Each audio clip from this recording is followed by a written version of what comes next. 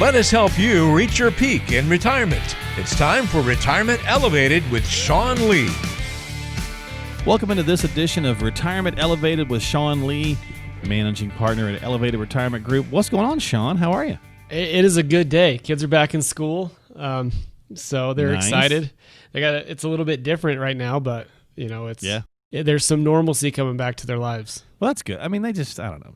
It's certainly good for their mental health, I think, to see friends and have that social interaction. So hopefully all that'll be good. So how are you doing? You haven't needed me here lately. We've had all these guests on the show, which has been very cool. So hopefully folks have enjoyed that. Yeah, it's been fun. With a podcast, we can kind of do whatever we want. That's right. Yeah, exactly. So doing all right yourself? Doing pretty good? Yeah, we're doing well. Good. We're doing well. Good. Well, listen, we got a two-parter we're going to set up here for the next couple of podcasts.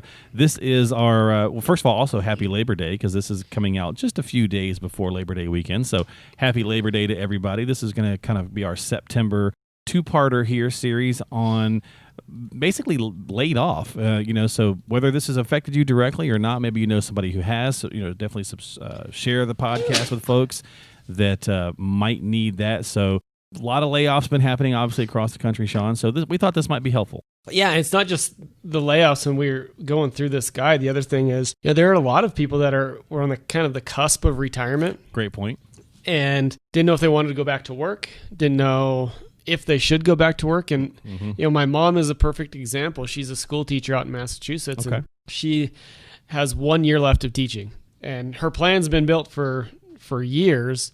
But she really wrestled with, should I go back for this final year and, put myself at risk? Right. Or my brother's been in the same boat. Yeah, he was really struggling with going back to work as well after work, especially working from home for so long, around other people, yada, yada. So there's a lot of it. Yeah, there's definitely some stuff. So it is called, we're kind of going through the 10-step layoff survival guide, and we're going to do 5 this go around. We'll do 5 the next time. So make sure you subscribe to the podcast if you haven't. But, as Sean pointed out, it doesn't necessarily have to be just for folks who've been laid off, but that's going to be kind of the genesis. But there's definitely some useful nuggets of information in here for folks just feeling downright overwhelmed, really, based on everything that's been happening. So let's jump into it. And before I do, let me remind folks that if you have not subscribed, please do so, or at least consider doing so, on whatever platform you choose, Apple, Google, Spotify, whatever. Just type in Retirement Elevated and you'll find the podcast. Or you can just go to the website and find it there as well, elevatemyretirement.com.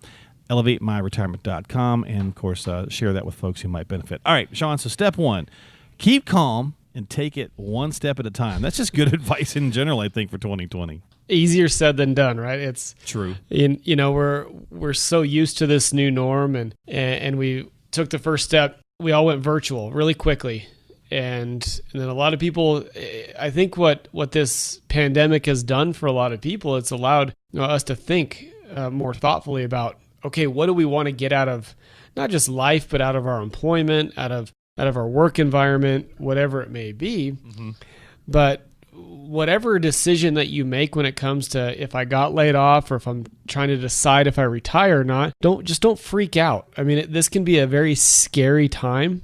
And so when you're looking at this new opportunity in life is what we'll call it. There you go. Yeah, I like that. Take some time to think about it. Now, whether it's a layoff, an early buyout, an early retirement, whatever it may be, take some time to really think it through, and more importantly, start to build a plan, or start the process of building a plan to determine if maybe retirement is a reality at this point in time, or maybe you got to work part-time for a little bit. There's lots of different scenarios, but think things through, take some time. And one step in front of the other. There you go. And anything we can do to make sure that we're leaving on good terms, whether it's our choice, somebody else's choice, whatever the case is, that's always a good idea as well. So trying to, just, again, keeping calm about a lot of the things is certainly helpful. Now, if a layoff or something of that nature happens to strike, number 2 would be determine some of those living expenses. And we've talked about this for a long time here on the podcast. Having some basic data, some basic numbers together, certainly going to be a good idea. Yeah, and a lot of people don't have a real tight handle on what their expenses are. What we do in our Retirement Elevated class, we tell people, listen, if you're going to determine what your living expenses are, determine it based on a budget that you've built, that you've written out, hey, my mortgage is this much, or maybe I don't have a mortgage, food is this much, and kind of lay that out. But then go to your bank statements for the month and look at those month over month for a year. The reason that I say to do it both ways is if you build a budget, if I go out and I build a budget that I think, I spend this much on, gas or whatever it may be, food, entertainment, and then I pull my bank statements, what we found is that you spend on average 15 to 30% more than your budget. And so you really want to get a good handle on what those living expenses are, because you don't want to go down this road and think, I spend $5,000 a month, when reality is you spend $5,700 a month. That's a pretty big difference. Sure, yeah. And very few people really know how much they spend each month. To your point, a lot of times we think we do, and we kind of have a ballpark, but we tend to be off, and it's interesting that it's off by that much in some cases. Well, and we're a perfect example in our own house. Okay. We have a budget. And, when the pandemic hit and COVID shut things down, my wife and I were talking the other day, and she told me how much we had in our savings account. I was like, where did all that come from? She's like, we're just not spending as much. And so it goes the reverse as well. I manage a lot of the big picture finances, all the investment accounts and things like that. And, just over the last couple of months, we just haven't spent as much money. So it really goes both ways. Yeah, very true.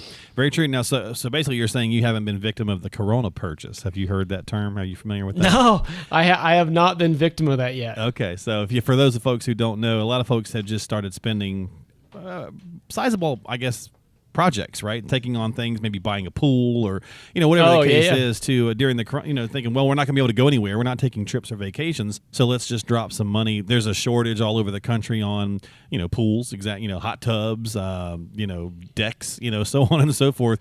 Doing things to kind of build up the homestead, if you will, so that you have a retreat in the event that we were locked down longer or whatever the case might be. So yeah, little term that some folks have heard and some folks haven't. We actually talked about, I've been pushing for a pool for the kids because I want to be the house the kids go to, and my wife's like, no, we're not getting a pool because in Utah it can be used like 4 or 5 months out of the year. Right. Well, but she's like, I'd get you a hot tub. I'll let you get a hot tub. So yeah, tell her if it makes her feeling better. 4 to 5 months out of the year is pretty good, really. That is. It's not that bad, really. So, I'm in North Carolina, as we've shared with our listeners before, and I start using mine. If the weather's good to me, very, very end of April, so basically May, we'll just call it May, all of May through, October. So that's about the same thing, really, yeah. Right? About maybe 6 months, maybe. So got to heat it up a little bit. But you could do that, and in Utah you might want to do that, but yeah. All right, so number 3 on our 10 steps, we're only going to cover 5 today on the podcast. Create an inventory of your resources. Now, what does that mean, Sean? So the inventory of your resources is really just like a balance sheet, of your assets. So as you go through this, you determine your expenses. And planning, income planning is nothing more than a math problem in essence. So you know what your expenses are. Well, now start to gain get some inventory on what are your resources. So what sources of income would you have coming in? Are you eligible for Social Security? Would you have a pension coming in? Do you have rental properties? And then do you have, retirement accounts, after-tax accounts? What do all your accounts look like? And the reason that you do that is you want to get a good idea of what your expenses are. 2, you want to get a good idea of what your sources of income are. And then 3, you determine kind of that gap, that math problem of how much income you need to come up with from your own assets. And that's where people, I think, really get quite nervous about retirement because they think, oh my gosh, I need $5,000 a month, but they forget that maybe Social Security is going to give them, between a husband and wife, $3,500 a month, and now that income gap is only $1,500.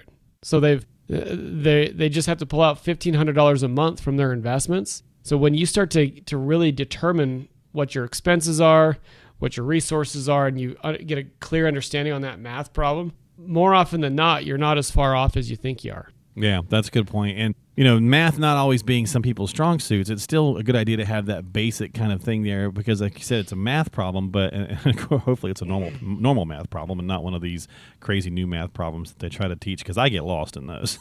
Right.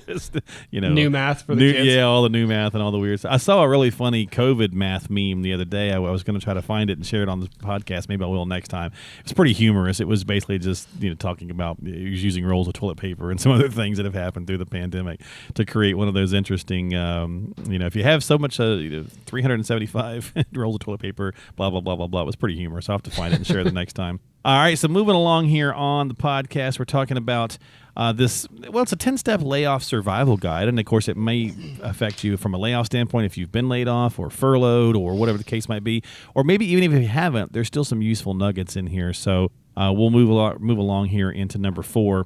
And this is definitely going to be for those folks who did get let go. Add in that severance pay. It's not always mandatory in the U.S., but many employers do offer such. And I know I've heard a lot of things through the furloughs that where companies could, small, medium, large, whatever they were trying to do some of that. Yeah, we see this too on early buyouts. So out here, there are plenty of businesses that are offering early retirement packages to their employees. And you forget about that. It's in a lot of cases that severance is either going to be a certain period of salary for a couple of months or whatever it may be, or those early buyout packages. They also include, in a lot of cases, sick leave, paid time off, things like that. And so just make sure that gets added into the plan, because that then, if you're laid off today or early retirement today, some cases maybe you have some severance or early buyout packages that'll take you 6 months. So you just got to add that into the plan. No, I mean, again, a lot of times you got to do the math. You got to break these things down a little bit and just see where everything falls for you. So step number 5 here, and that'll do it for this week on the podcast. And we'll do the other 5 the next go around. So make sure you have subscribed to us so you can find out some more of these. And by the way, if you'd like to get this guide, we'll make this guide available for you. It is the 10-step layoff survival guide from Elevated Retirement Group. And you can do this by simply just calling the number, letting them know that you'd like a copy of that. Just call 855-50-RETIRE. That's 855-50-RETIRE or 855-507-3847. Just let them know you'd like the PDF, I guess, the download, and they'll get that over to you. 855-507-3847. You can just leave a message. If you don't catch anybody, leave them your contact information, and they'll get you squared away to get this download, the 10-step layoff survival guide. All right, so step number 5, and that is understanding how unemployment benefits work.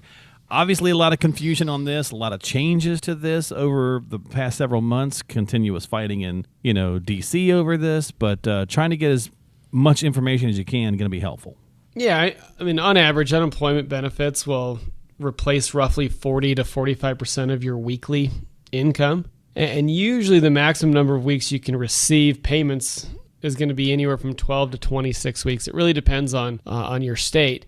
But, a perfect example of this, and I use my family a lot, my stepdad, Intel shut their factory a couple of years ago in Massachusetts where my parents live.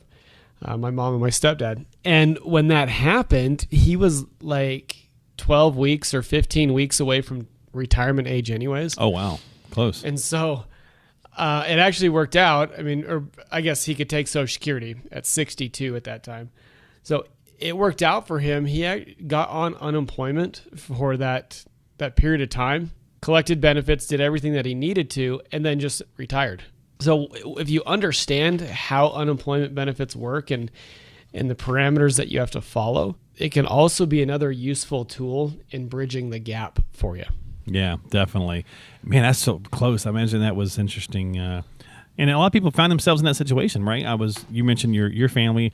A lot of times my brother's been dealing with the same kind of thing. He worked from home. It was prior to COVID. He had actually broke his leg last summer and was able to work from home pretty much because he was driving foot, right? So he couldn't drive, and he drives about an hour to work. And so he spent, probably 7 months working from home. Got back for, I think, just December, January, and February, and then COVID happens, and he gets to work from home again starting in March and all the way till just about a week ago. And he's like, I've basically worked at home for over a year, and it's pretty awesome. And he's like, now, and he's 62. So he's in that same kind of boat, Sean, where he's like, I don't know, maybe I should just go ahead and file social and, and just stop working and yada, yada. But he really had a plan.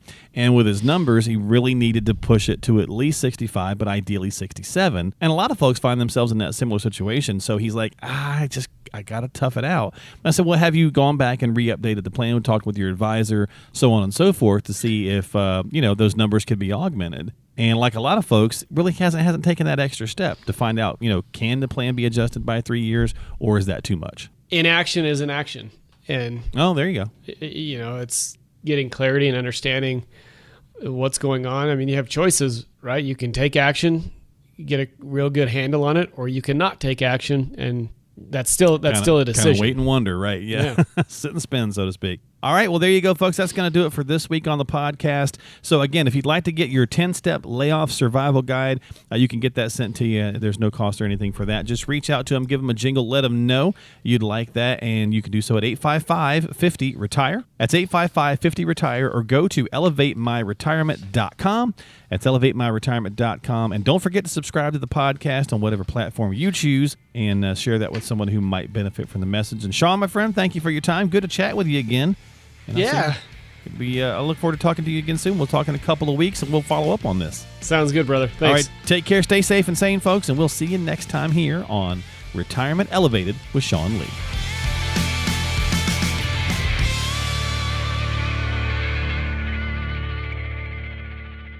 Investment advisory services offered through Elevated Capital Advisors, LLC, and SEC.